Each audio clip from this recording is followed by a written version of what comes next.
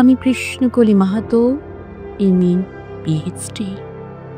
আমার গা অমাবস্যা, আমার চুল মেষ ফালকের ফাল্গুন, আমার পিঠ সাঁওতাল পরগনা, আমার দুটো ধারি, একটা বাঁকুড়া, একটা পুরুলিয়া। আমি গড়িয়াহাটার মেয়েদের মতো আরশোলা দেখলে ভয়ে পালিয়ে আসি না।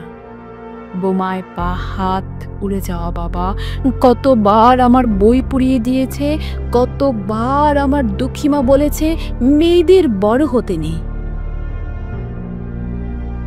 মা, আমি ইউরোপ থেকে ডাক পেয়েছি, এই দেখো ইমেল। দলিল সম্মেলনে আমি পেপার পড়তে চলেছি মা। আমি তোমার কৃষ্ণকলি মাহাতো, এমএ, পিএইচডি। আমি যার কাছে পিএইচডি করতাম সেই প্রফেসর আমাকে রায়চকে নিয়ে যেতে চাইলেন। আমি বললাম, কেন? রায়চক কেন? উনি বললে, রায়চকে না গেলে পিএইচডি পূর্ণ হয় না। আমি বললাম, কেন? আমি আপনার ফ্ল্যাটে যেতে পারি। উনি আটকে উঠে বললেন, না না, আমার বাড়ি না। আমার পিএইচডি 1 বছর পিছিয়ে গেল। আমি ফোন করলাম, স্যার আমি রায়চকে যাব।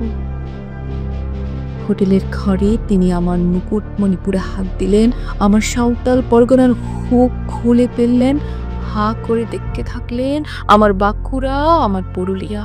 আমার 2 অগ্নি গোলকের কাছে মুখ নিয়ে এলেন। তখনই চিৎকার, আগুন আগুন আগুন, আমি পারবো না।